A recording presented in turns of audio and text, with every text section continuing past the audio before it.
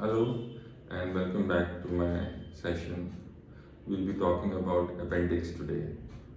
Appendix is an vestigial organ, as they say, but no longer. And it has been considered to be a safe haven for all the good bacteria. And we'll talk from the embryological start from there. So 8th week of this embryonic life, posterior medially 2 centimeters below the ileocolic valve, there is this appendix that starts to develop and forms this appendix adult and grows into adult appendix. And this appendix, if we see, anatomically it is in different positions. In 1924, Goldman and Meckel performed anatomic dissections on 3,000 bodies, and they found out certain positions of the appendix at that time. So in order of frequency, decreasing order of frequency, we have pelvic, subcecal, then we have retroaelial, retrocecal, ectopic, and then we have finally preaelial. And the percentages of the frequency of occurrence in these positions is your approximately 55.8% for pelvic, followed by 19, 12, 7, 4.2 and 1.5% in the decreasing order of frequency.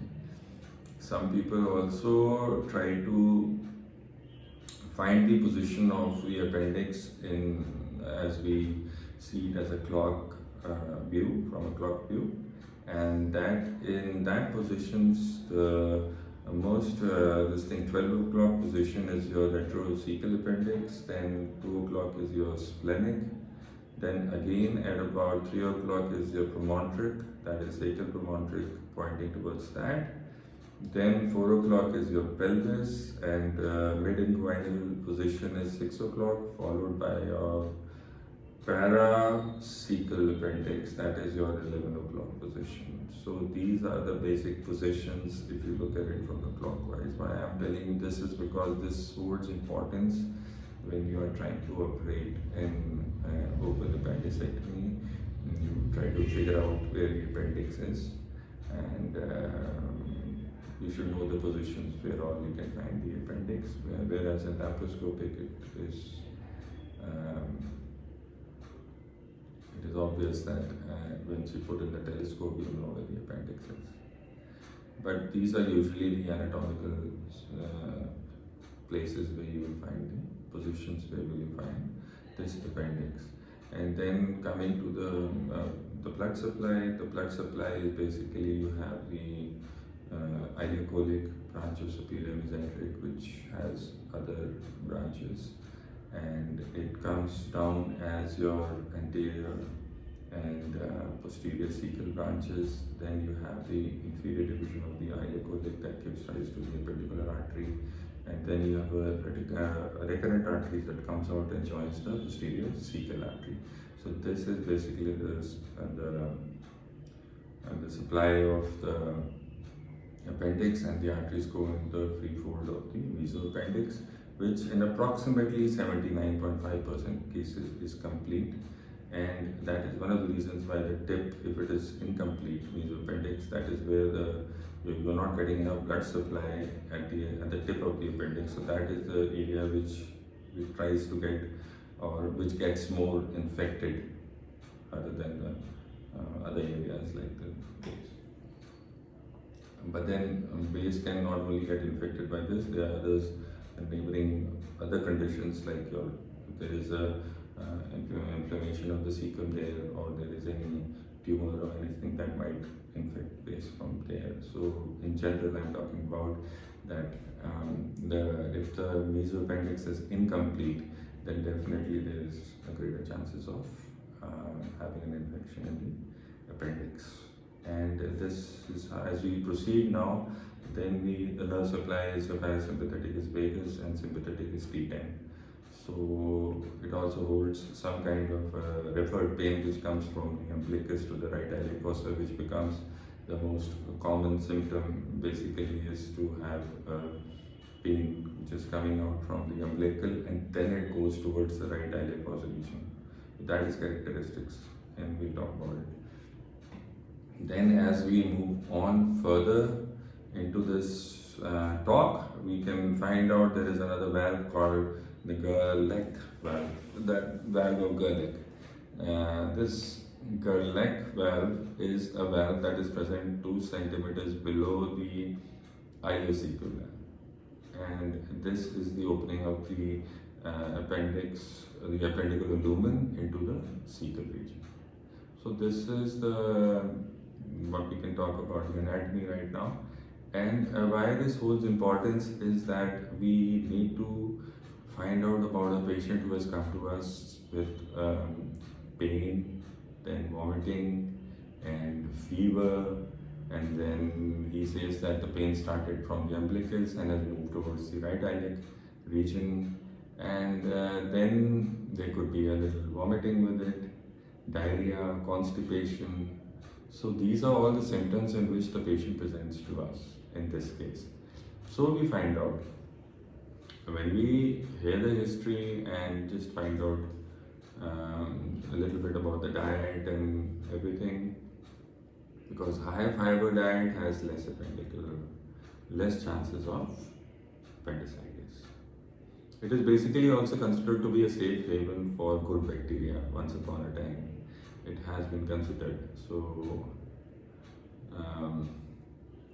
there are a lot of studies regarding this diet and your appendix. So okay, as we move on, then we will talk about what happens when a patient has come to you.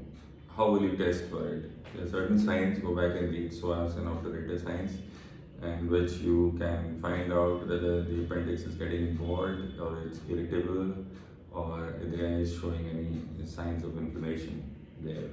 Then obviously you will do a complete blood count test in which you will find a raised leukocytosis, and then you will then do an ultrasound, CT, and there are certain characteristics, but there is no hard and fast rule that you have for the appendix. So it's basically clinical judgment and your imaging judgment that you find out that there is appendix. So there are certain conditions also, like you have started operating appendix and suddenly you find out, you go inside and see there is no appendix, appendicular inflammation there. So what else would you look for in such a case? So this is an interesting side of the of this clinical and imaging final diagnosis, but it happens. It happens that you have opened up and then you say the appendix is normal, but all radiological studies are pointing towards an appendicular infection or inflammation. Because generally what you will find is a kind of rebound tenderness in the area of the right iliac fossa when you palpate for the appendix. But in this stubbornness, it may be a subtle symptom that may be mimicked by other conditions also, such as regional Ileitis or Meckel's Diverticulum. So as I was saying that you have the certain conditions, like in which you have certain situations, like in which you have opened up the appendix. Suppose you're doing a laparoscopic procedure and then you visualize the appendix and then you say, oh, this appears to be normal to me. So what else would you try to look for in that case? So basically you might be interested in going for looking for the Meckel's diverticulum or terminal ileitis, or maybe Crohn's disease. It could be because of that, or it may be any tubulo-ovarian masses in females, or any other symptoms that you look for at that time when you are unable to identify an inflamed appendix on operation. So this happens normally also. And then what happens is that what will be the basic approach in such cases? As I already told you, you've done a CBC or a urine examination, ultrasound, maybe some people CT, but I don't think you can do that. You finally prepare the patient, do a catheterization, put in a Rice tube, start IV antibiotics, Oshner, Sherren's regime, Now, what is Sherren's triangle in this case? This is hyperesthesia of the appendicular region that is between your ISIS or the anterior superior iliac spine, as we say it, and the pubic symphysis and the umbilicus. So this is the Sherren's triangle which is there, and this hyperesthesia of this area is indicative of an appendicular involvement or lesion, inflammation. So basically you keep him under observation for a few days, and you start IV antibiotics and monitor the patient. If there is a lump formation, monitor the lump. But now they say that it is better to go for an early removal of the appendix rather than do an interval appendicectomy 45 days later, as previously to be believed. But you have to go back to it because it will keep recurring, and that is one of the indications of doing an appendicectomy. So what are the indications of taking a patient to the OT for appendicitis? Is like you have acute appendicitis, recurrent appendicitis, interval appendicectomy, then carcinoid tumor less than 2 centimeters, you can think of that, mucocele, then an appendicular graft or a ileal conduit, and an on-table colonic lavage. So these are the new functions of appendix. It's no longer a vestigial organ. So there are certain important functions you can think of in this case. Okay, so basically you have open appendicectomy or a laparoscopic appendicectomy. I sometimes say you have a laparoscopic assisted appendicectomy in which you put a potency where the appendix is, and then accordingly make a port in the other side, and then you try to take it out. You don't have to make the standard ports in that case also. But follow your text, follow the books, and this is just a general speaking situation in which I told you about. Obviously, McBurney, incision, Rutherford, Morrison, and your lower midline, right para, median as required, Lanz incision as you go cosmetically if you want. So you can go with these incisions also.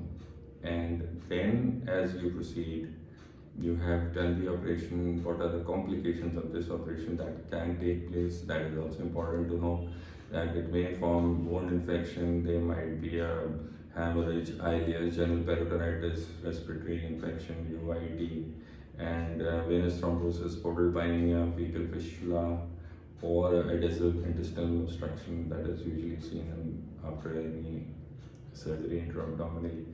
So these are the certain situations. Do not ignore an acute appendicitis. Try to manage conservatively if you can, but you should realize at the earlier stage that would it be better to just operate it or have a look into it and see how it goes. So this is briefly all about your appendix today, and I hope to see you again next time. Thank you so much. Take care.